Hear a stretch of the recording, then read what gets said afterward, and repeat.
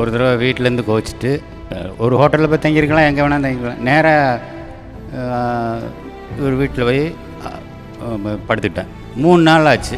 எந்திரிக்கவே இல்லை, படுத்தே கிடந்தேன். ஒரு சொல்லி பார்த்தாரு, தலைவரே வீட்டுக்கு போகிற மாதிரி இல்லையா, நீ உன் வேலையை பாரு, நீ ஓட போகிற, அங்கே போகிற, இங்கே போகிற, அதை போகிற, நீ வேலையை பாரு, நான் பாட்டு இங்கே இருந்து பாரு, உனக்கு இருக்கிறது கஷ்டமாக இருந்துச்சுன்னா சொல்லு, நான் லாட்ஜில் போய் ரூம் போட்டுக்கிறேன்.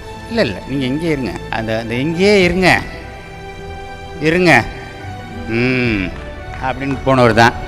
போய் நேராக என்னோடய குருநாதர் பாலுமந்திர சார்கிட்ட போய் சொல்லி, அவங்க படுத்துக்கிட்டு எந்திரிச்சு போக மாட்டேன்றாங்க சார்.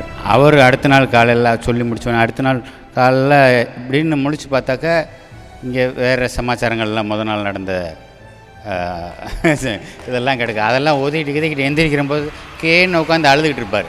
நீ கொஞ்சம் அதட்டியாவது என்னை அனுப்பிச்சி விட்ருக்கலாமே, எதுக்கு அவர்கிட்ட போய் சொன்னால் அவர் வந்து தலைமாட்டில் உட்காந்து அழுதுகிட்டு இருக்கிறாரு, வாடா அப்படின்னு சொல்லி அப்புறம் அவர் கூப்பிட்டு போனார்.